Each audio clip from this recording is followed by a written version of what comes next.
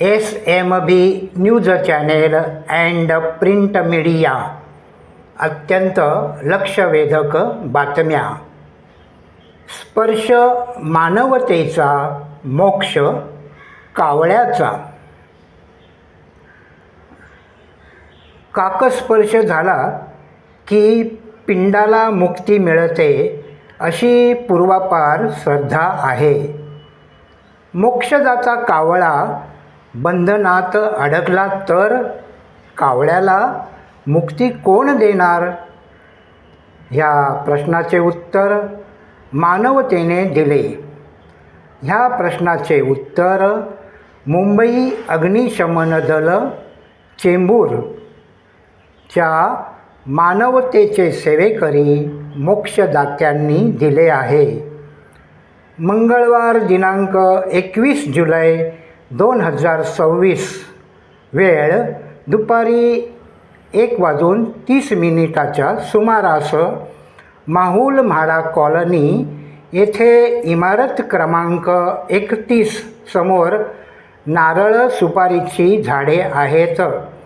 त्यातील एका झाडावर कावळा अडकला. त्याच्या पायात तारा आणि धागे ह्यांचा गुच्छ होता. तो कदाचित घरटे बांधण्यासाठी घेऊन जात असावा. नारळाच्या झाडावरील खोडांवर त्याच्या पायातील तारा आणि धागे अडकले. काव काव काव करून मदतीसाठी काहो फोडला. कावळ्यांचे शेकडो समाज बांधव तेथे जमा झाले.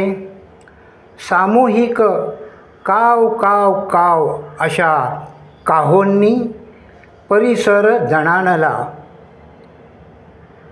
मोबाईलवरून कोणीतरी सज्जनाने मुंबई अग्निशमन दलाला पाचारण केले.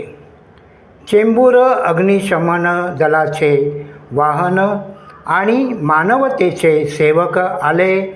त्यांनी त्यांच्याकडील साधनाने संकटग्रस्त कावळ्याची झाडावरून मुक्तता केली.